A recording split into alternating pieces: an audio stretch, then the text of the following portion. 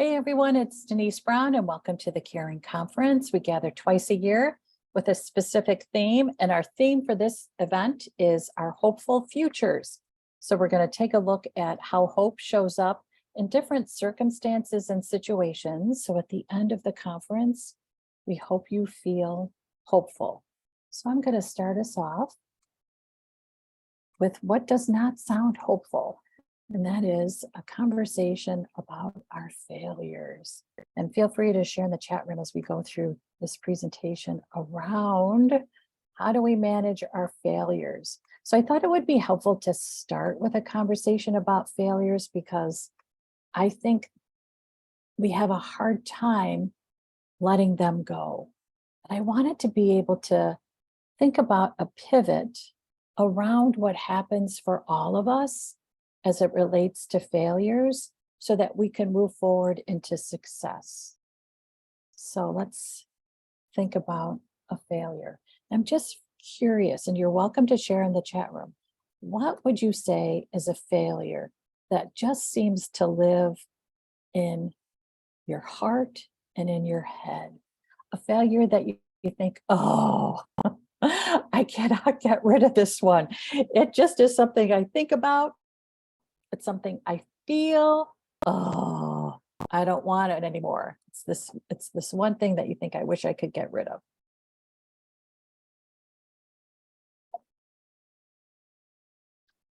And the truth is, there's a story about our failure, which I think keeps it alive in our head and in our heart. And what we want to do is think about what's the story that we can tell when people ask us about our past. So a failure is something that lives in the past, but it also can be something that lives in the conversations that we have in our present. So people can ask questions about a circumstance, a situation, a loss, something that happened. And you just think, I'm tired of answering the question. And I think it can be because we are unsure of the answer that we want to give about the question. So I'm curious, what is a question you get about your past that you think, oh, I just don't want this question anymore. I would like to let go of this. I would love for someone to stop asking me. Okay, Melissa, yeah, thank you for that. Yeah, where do I start, right? I know it just seems like sometimes we can collect failures and, oh, we just want to let go of them. So Catherine is sharing about a challenging relationship with a family member. Yeah, and we're going to talk about families in a little bit, but it's hard when you have a challenging relationship with a family member and people might not be aware of it and ask about it. So for instance, in my family, we have a challenging relationship with my older sister, and people will ask about her, like, where is she? Why isn't she helping? And you think, oh my gosh, how much time do you have? But then you wonder, how do I share this story without complaining or bad mouthing? Oh, it can be really tough. Okay, so there's an old story that we're going to turn into a new story. So the old story is what happened to you. And I think it's important for us to really piece through what happened, because then we can pull out the pieces that we want to put into our new story. So for instance, think about a story and think about the specifics, and then think about it from the terms of what happened to you. And if helpful, stand back and then replay the story as if you're watching it, as if you're an observer. Crystal sharing in the chat room, moving away at 18. Yeah, it's difficult to look back on that. Absolutely. Yeah, and it's looking back and missing out. Yep. And we have decisions in our life that were the right decisions in that moment, and they still can bring a sense of loss to us. And I think sometimes people ask the questions that bring up the loss.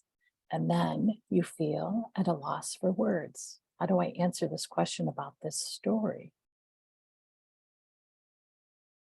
So let's think about what the new story is. This took me a little bit to figure out. But what I realized is the new story is about how we responded. So the old story is the details of what happened, but the new story is how you responded because of what happened. In many ways, the new story is the conclusion. The old story is the middle, the details, the he said, she said, the conflict, the strife, the drama. And our new story is how we ended it. And I believe that we end and conclude a tough story by talking about our values. So the new story is the story about our values. We're going to talk about values throughout our time together today, because I feel like when we understand our values, we have such a better way of moving about our day. We can make better decisions. We can choose about the relationships that we have in our life. We can really think through how we spend the next week, the next year, when we understand our values. So for instance, there are 3 situations that sometimes people will ask me about. That's a divorce. And I used to get right in the middle of it. Oh, you wouldn't believe what he did. You wouldn't believe it. And then I thought, you know what? That's not really a story I want to tell anymore. And the story is I valued myself. And that's why there's been a divorce. I currently help my dad, who's 91. Many of you know that I also helped my mom, and my mom died in August. And as I was caring for them, people would ask me about my situation, and they would always bring up an assumption about my caregiving experience. And that was, you care for your parents, Denise, because you love them. And I would think, well, I'm not quite sure that's really why I care for my parents. And so finally, what I came up with was, I love myself, which is why I care for my parents, because I understand what the value is for myself in caring for my parents. And so I value love for myself. And that's why I care for my parents. It gives me peace of mind. I feel better being present. I value being of service. I value helping. I value problem solving. And let's face it, a caregiving experience is all about problems. I love to solve problems. A caregiving experience is right for me in that. I like to strategize. That's a caregiving experience. So those are the values around caregiving. And what it does is it pivots away from the relationship with my parents, which is so good now, but wasn't always really good.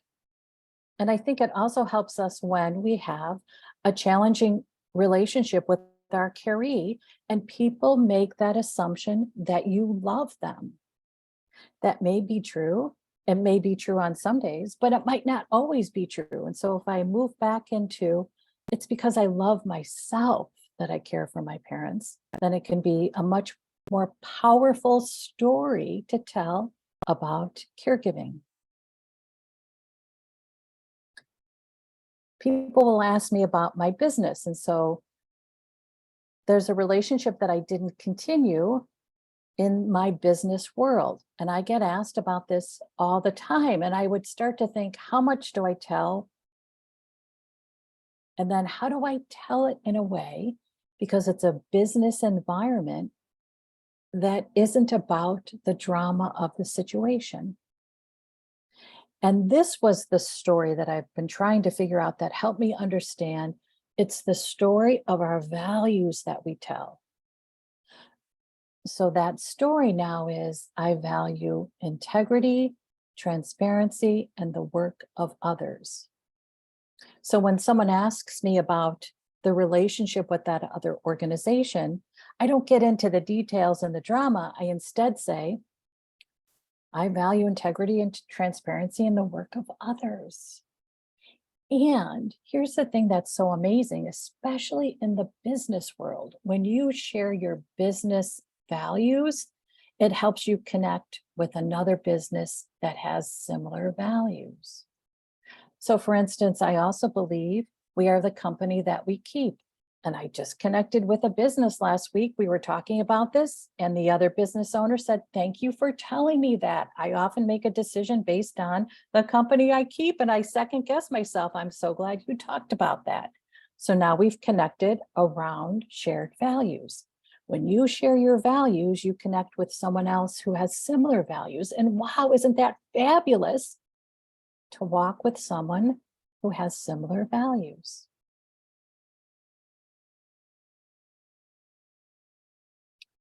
Thank you, Melissa, so much for sharing that in the chat room. And I love your insights. I love your wisdom. I love how you understand that value. You've shared values when you share that story. It's the value of service. And to be able to say someone that you value service is very empowering. It's very empowering.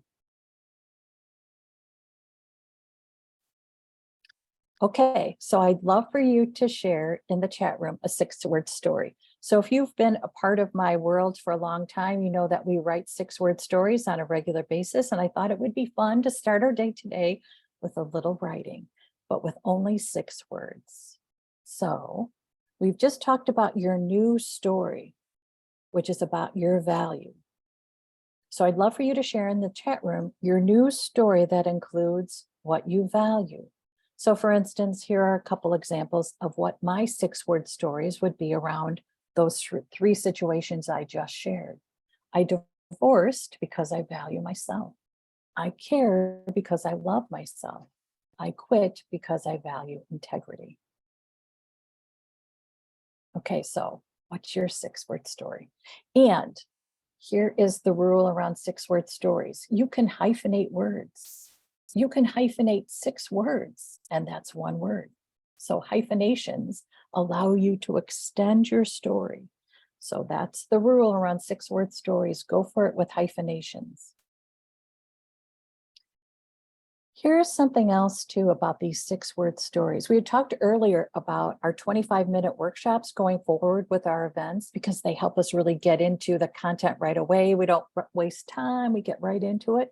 The 6-word story helps you get right into it.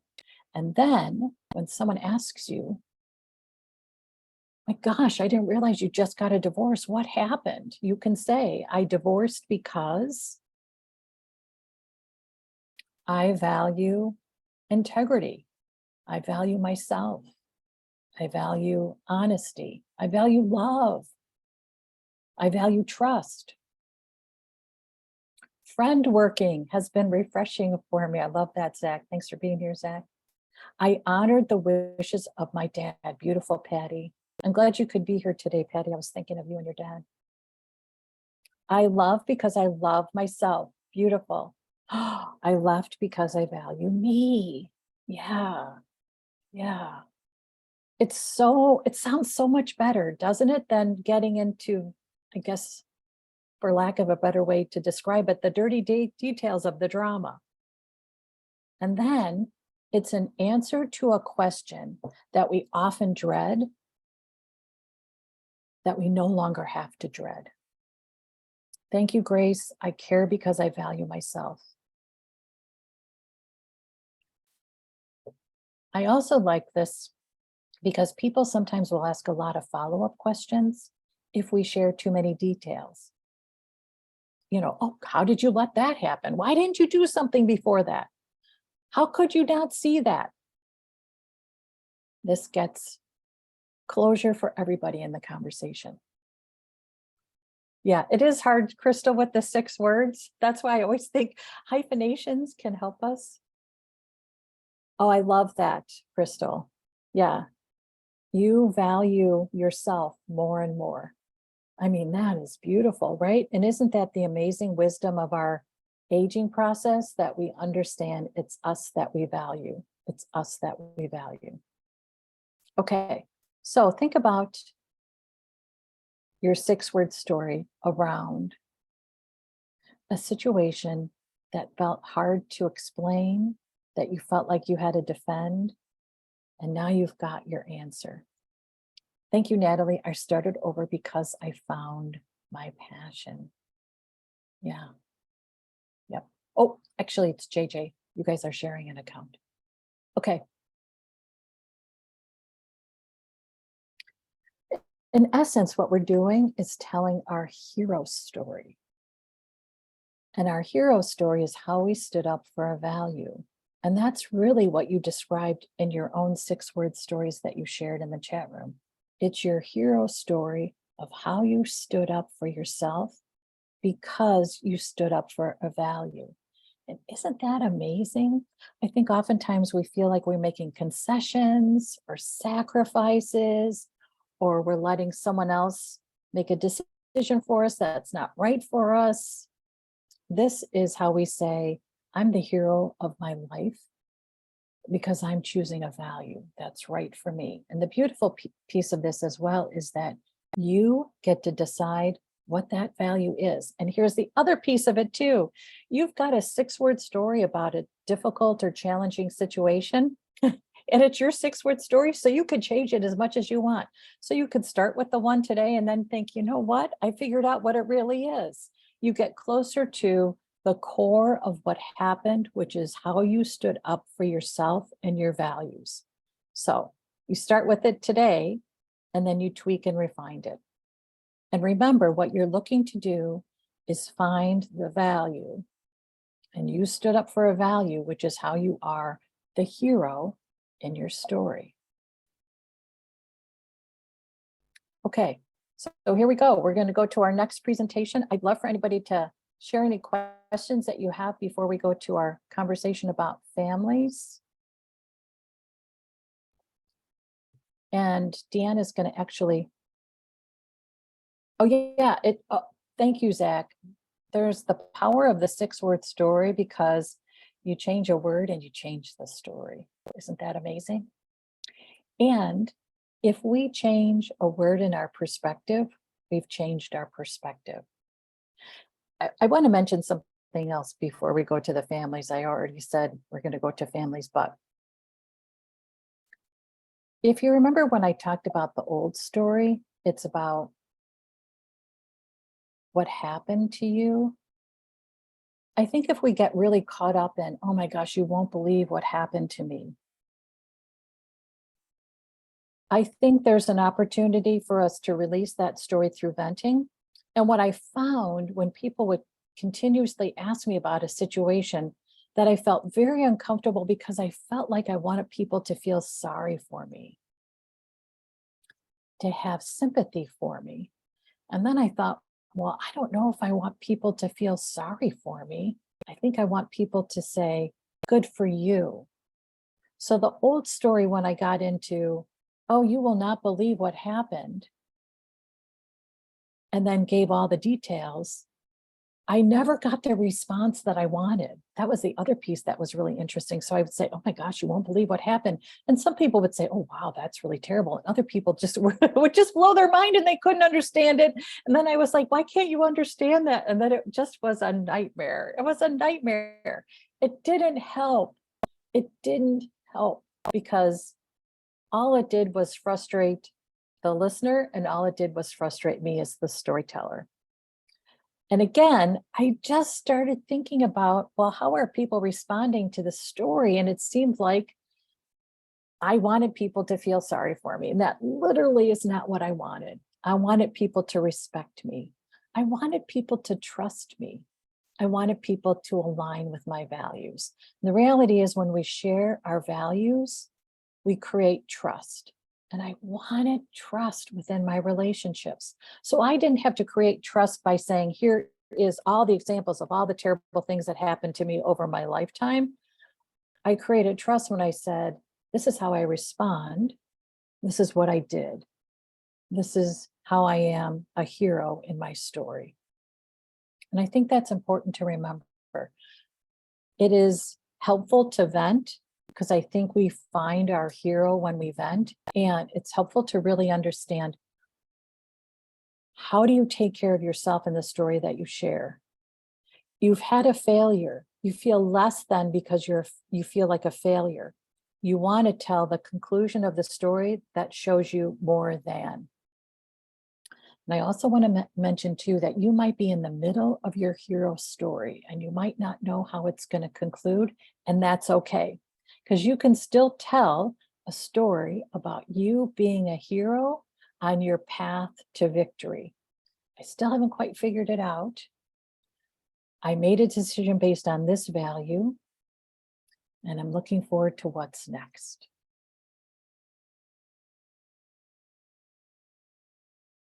Yeah, I think it's so interesting, Patty, you're sharing how you received a response when you were telling people about all the things that happened to you, and it wasn't necessarily how you wanted people to respond. And instead you pivoted to just the right story. So my life fell apart just at the right time. And then people will say, oh my gosh, what do you mean by that? And then you continue on your hero story. Oh, because it fell apart at the right time, here are the opportunities. Here's what I created. Here's what I focused on. Again, when we have failed, we feel like a failure. And what we're looking for is that new story that isn't about the failure, but about the value, our values. Okay. Would love any other questions that you might have before we move on to families. Thank you guys so much for sharing.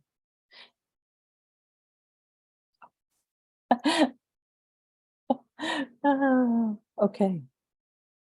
So we've got someone who's requesting copyright permission for Pamela. I'm sorry, Pamela, it was you that was sharing that. I think I called you Patty. Sorry about that, Pamela.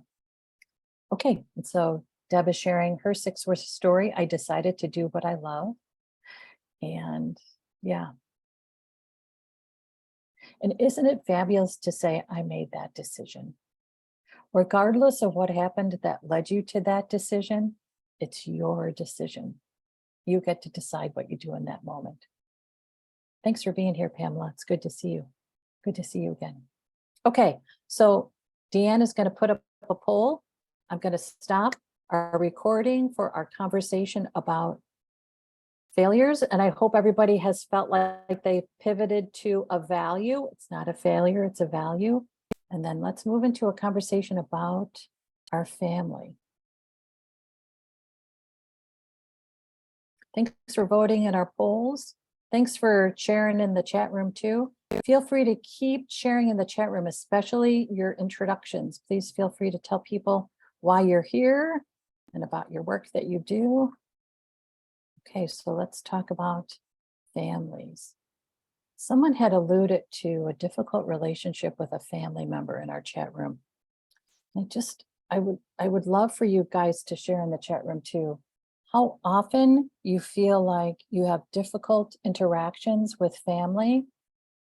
And if you have a tough relationship with someone in the family, feel free to share that in the chat room. Oops, you know what? Let me get myself together here for a minute. And I think I forgot to stop the recording, so we're going to just keep going. Okay, can everybody see my screen? Oh, and we're doing a poll about what brings hope. I love what you guys are sharing. And the number one answer, actually, oh my gosh, it's a 3-way tie. So we get hope from our friendships, from solving problems, because then we're in a solution rather than in a problem, and time with family. Thank you guys so much for sharing those answers to our poll. Okay. So let's talk about, family. Okay. So we've got some sharing in the chat room about families. Boy, we certainly have a lot of stories about families, don't we? Yeah. Hi, Denise. Thanks for being here today. Good to see you. Yeah, Crystal is sharing that it was hard to answer that poll, and honest to goodness, I wanted to say all of the above, and I probably should have said all of the above, because there are certain times when we go to family, there's certain times we go to a friend, or sometimes when we feel like the solution has been most helpful. Okay, so I wanted to talk about families because sometimes it can feel hard if there's a fracture in the family to feel hopeful about the family. There could be a death in the family, which changes the makeup of the family, and that can make it feel hard to connect to hope as well.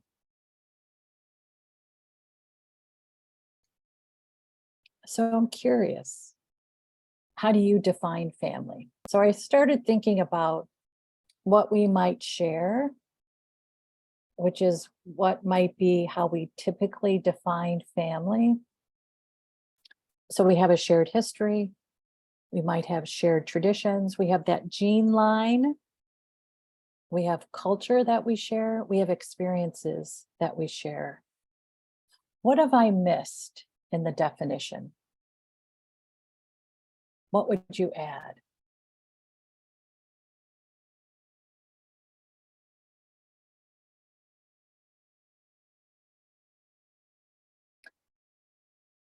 And I would also love to know, what do you think is most important around a definition of family? Yeah, thank you, Patty. The shared losses. Yeah, I think that's part of shared experiences, right? Shared losses. Experiences can be good, but they also can be tough. Shared purpose. Thank you, Zach. Yeah, I love that. I love that. Shared purpose. Yeah, what's our purpose right now in our family? And I love that because it gives us flexibility to think about purpose changing as the family changes, as seasons change. So for instance, we're moving into a holiday season, our purpose as a family might shift a little bit. And then as you related to what Patty said, our losses mean that our purpose is a little different. Yeah, okay.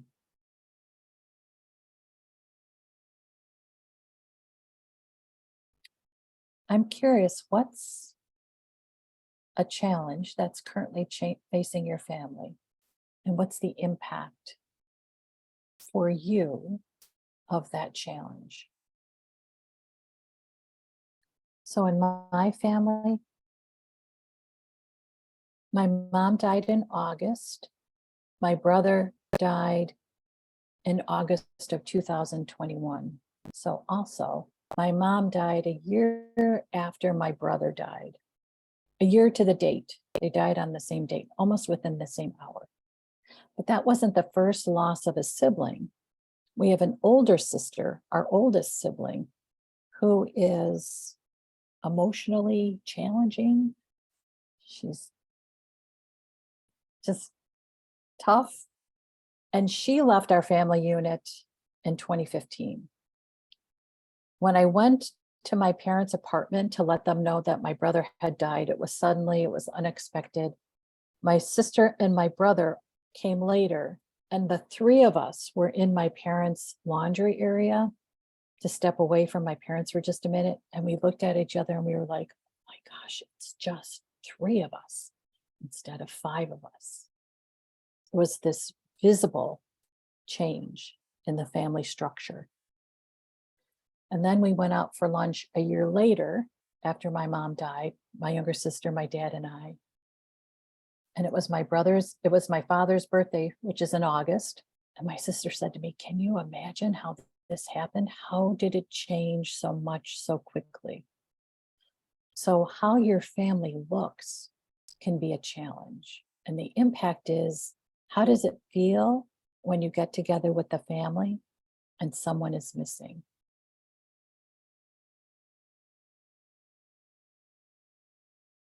Okay. In particular, can be tough as we look at the holiday season. Thanks everybody for sharing in the chat room. I so appreciate everybody's openness. It's so amazing as a presenter. I just want to tell you, when everybody shares their experiences in the chat room, it really makes for such valuable content.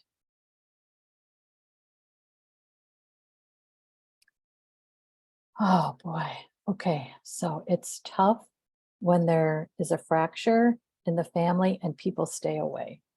It's just hard.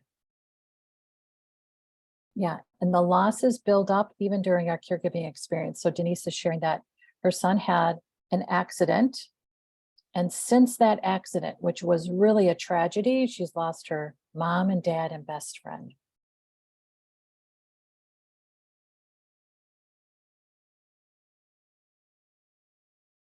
Yeah, and Pamela is sharing the complications of relationships we have with family members, which make a caregiving experience that much more difficult. So in a caregiving experience, we talk about system navigation, and we think about that as navigating a hospital system, navigating community-based programs, navigating medical care. I want to let you know that that's only a piece of it. There are 17 different systems we navigate within our caregiving experience, and family system is one of them. And Pamela, you just described why it's hard to navigate the family system during a caregiving experience because of all the personalities and all the relationships and how they relate. And typically, you might be the one as the primary family caregiver who is navigating all these different family systems. So Pamela, you might have your own family system, and then you have a family system with your mom, a family system with your dad, and then you're trying to figure out how do we connect all these, and that can be hard to figure out. It's tough. Okay, so let's think about what our family system looks like from the perspective of what do you value about family? And feel free to share in the chat room your answer to these questions. So for instance, what I value about family is our shared history. So I appreciate that depending on where you land in your Simply makeup, you might have a different version of events. And I still appreciate the different versions of events. So I value in a family sharing stories, having traditions and rituals, and the experiences as a family unit.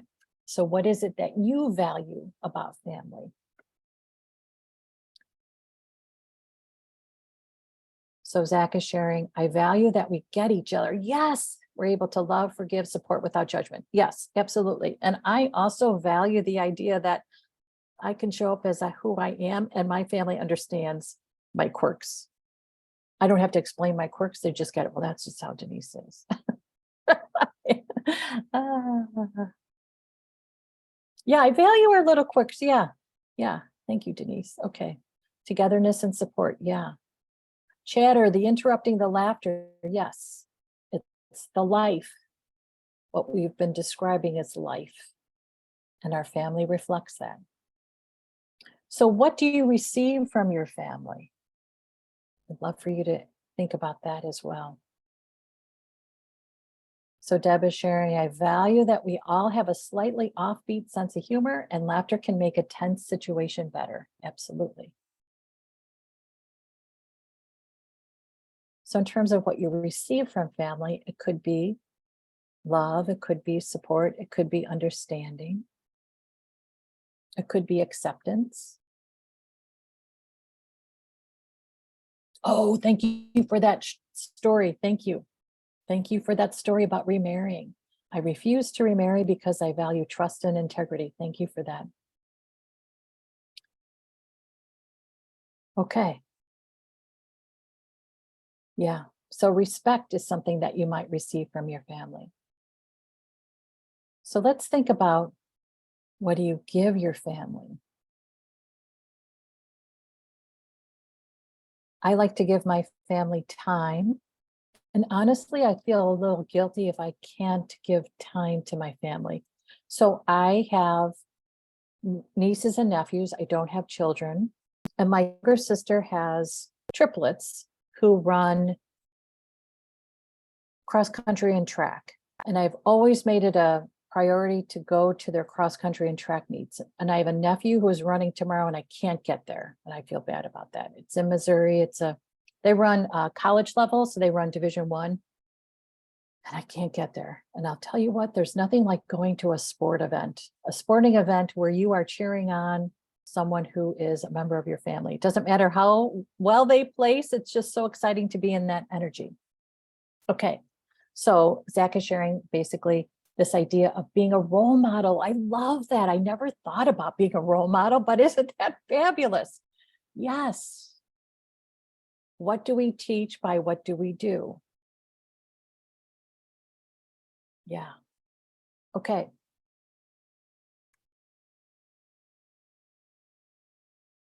I would love for our families to stay the same, right? So you feel like, oh my gosh, it's hard when the kids grow up because they're so fun when they're younger. Or it's hard after a parent dies because you think, oh, that is just a hole in the family system. So what I'd like for us to think about is this idea that we can still stay connected to our foundation of the system. And I love what you guys are sharing in the chat room. So Angela's sharing, I give support, encouragement, and guidance. Love that. Love, respect, support, and time. Oh, and meals. I love that. I love that. Let us know where you live and when you're cooking. We'll come over. Okay. So let's think about how we can stay connected to this foundation of the family system. And it's, I think, storytelling. Regardless of how we feel about certain family members, we still might have a story about them. So let's think about a story about a value that you learned from your family. What's a story about hope that you learned from your family? And what's a story about gratitude that you learned from your family? And the beauty of these stories is you're telling about the past, the present, with a look toward the future.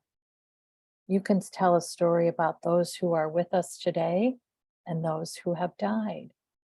And the stories is what keep them alive.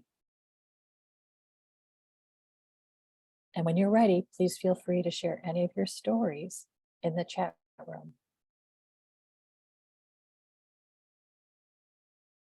So Zach is sharing the story that his father taught him, which is love, support, forgive. Oh, wow. And he was a role model around forgiveness for you, Zach. I love that. I love that. When I think about my mom, she had a fortitude and a willpower that I still am amazed by. And I think about her as moving through life, just focused on moving forward, always moving forward. So when I think about what that value is, I really believe it's to continue, to keep going.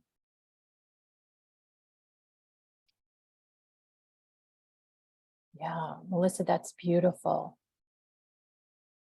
So her father often didn't have enough to eat. And so his purpose and his family was to provide so that everybody had enough. That's beautiful. I also think that that reminds us that what was isn't what is. And we can have a different what is. Okay. Continue to share your stories because they're so beautiful. And then I'd love for you to think about who else can receive these stories. So it's been amazing for us to receive these stories today, but who else can receive them? And it could be someone in the family. It could be the family unit over the holidays. So it's thinking about who and when can receive these stories. Oh, Melissa, I love that. I tell everyone who will listen. Yes, that's awesome. In addition, a story about the family could include a family member who's disconnected, who is part of the rift, the fracture. And so this is my older sister, and I've always wondered, how do I explain she's part of the story, but she's not necessarily part of the family? So going back to this values that we talked about around failures, what I've just figured out is We're just taking a break because our values aren't aligned. I love him or her and enjoy memories of better times. And I found that particularly helpful because my oldest sister has 3 children. 2 of the children really don't want anything to do with us, and that's okay. We're very much like, we love them wherever they are, however they are in the family system. My oldest niece, though, is very close to me. So my oldest sister's oldest daughter, she is a great friend. She's a great colleague. I just love her. And I want to be respectful of her relationship with my oldest sister. So once in a while, we'll talk about my sister because it gives insights into my niece, who's always trying to figure out, how do I get along with my mom? And I'm always like, I don't know. But I don't say that. I just say, oh, let's figure it out. Let's figure it out. And then I'll share a story about her mom because it makes me feel better to let her know that we did have good times and that I can still love her, even though she's not a part of the family. Her choice, her choice not to be a part of the family. And I feel better when I just say, right now, we're just taking a break. Now that break could last for the next 20 years, and that's okay. But it feels better to say, we're taking a break right now, but I love to remember the better times. Okay. So thinking about who are the stories that will, who are your audience for your stories, and then when is the right time for the stories? As we think about our family system, which can feel like it ebbs and flows and peaks and valleys, I think we can also think about how we can expand our family system. And you guys have been talking about that in the chat room, this idea that we can have family with people we love who are not related to us. And I think a way that we can think about expanding our family is by thinking about what's our role in our family. And it could be that it's time to release a role. And in the release, it's time to embrace a new role. Again, it could be this week, I release this role because this week I want to be this role. It could be this quarter, this holiday season, this is my role, and I'm going to let go of the role I had in the summer. And it could be in 2023, I'm going to really commit to this new role because I don't want to be that old role. So if you've attended our events before, you know that we use these caregiving wheels, and these are part of our certified caregiving consultant training program. And I tried to do this presentation without using a wheel. And then I just was like, oh my gosh, I need to use a wheel because it's such a nice prompt to think about what's the role you'll release, and then what's the role you'll embrace. So as you look up at this wheel, I'd love for you to share in the chat room, what comes to mind about a role that you've held that you think, you know what? It's time for a new role. I'm going to release that role. And I put worry in there because I think sometimes, especially during caregiving, it helps us to be the worrier in the family. And what I mean by that is the worries can prompt actions. Every worry needs a plan. I was the worrier about my mom's care. And because I worried, I was able to strategize and plan. I didn't stay in a place of worry. I moved into a place of action. But the worries put me into the worrier. And my sister and brother would often be like, what is she worried about? And I was worried because I knew what was happening. I knew what was coming. I knew what we had to manage. And I think, you know what? I am ready to release that role of worrying. I'm going to give myself a break from worrying. So with my dad, for instance, I decided I'm not going to worry about him. Now, that's what I decided today. I could decide, I think see some things changing. I think we might be a little slow to manage the change. So I'm going to start to worry because it'll get me into action. You might be the one that always hosted a family get together. And now you might think, you know what? I think I'm ready to be the guest. You might be the one that organized the get-togethers. And now you might think, you know what, I think I'm going to be the one who participates. You can see that there's different words that you might think of. So you might feel like, you know what, I used to be the cook. Now I'm the eater. So feel free to share in the chat room a word, and it doesn't have to be a word on this wheel, but a word around a role that you think, I'm ready to release that. Now I'm ready to embrace a different one. So Angela's releasing follow. Okay, especially being the youngest, you have followed. So the generation and where you are in that lineup means that you've been following and now you're ready to do something else. So I'd love for you to share what it is that you now will embrace, Angela. So release the relationship because it's toxic. Yeah, absolutely. Absolutely. I love that. I love that. What can we release? And as it's a relationship that does not serve us, it's okay to release that relationship.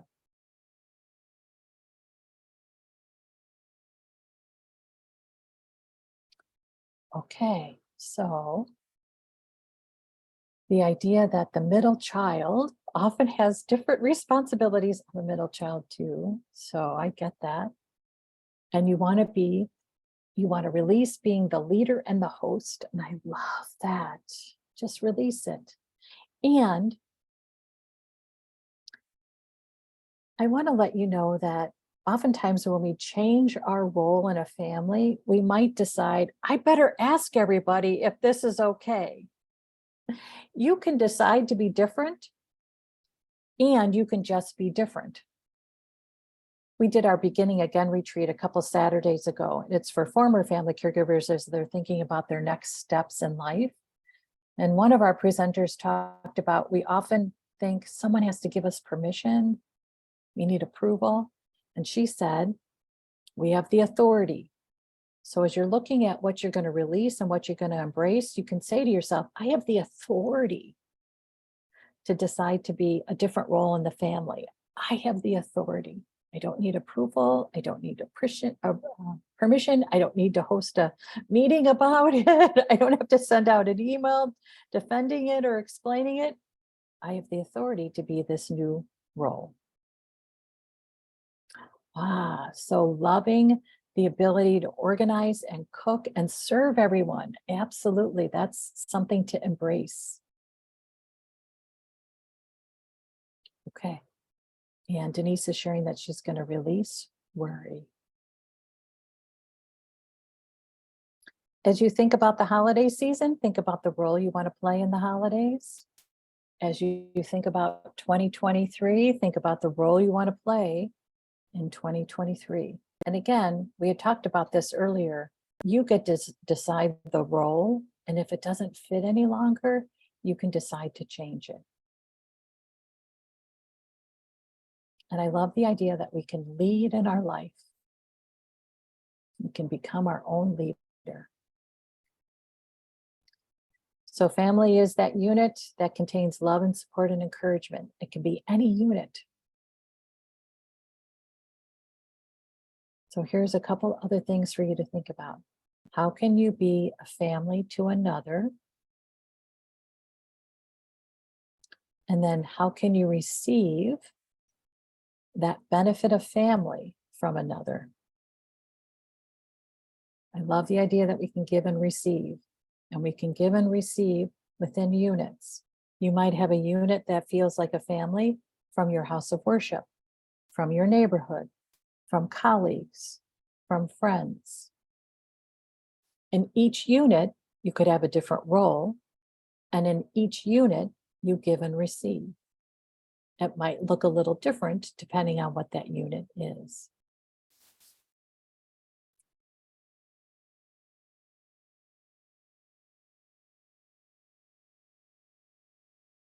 Thank you, Melissa. This idea that you've had coworkers that now, from a previous job, that now feel just as much a part of your family as your family. Okay. thank you all so much. We're going to take a 10-minute break. JJ and Natalie are going to kick us off at top of the hour. And then we're going to go for another hour, or another 50 minutes, and then we'll take our next break at 50 minutes. We have another poll that Deanne is going to put up. So you're welcome to take a break, get something to drink, refill your coffee cup, and then come back in 10 minutes, and then we'll get started. Thanks, everybody.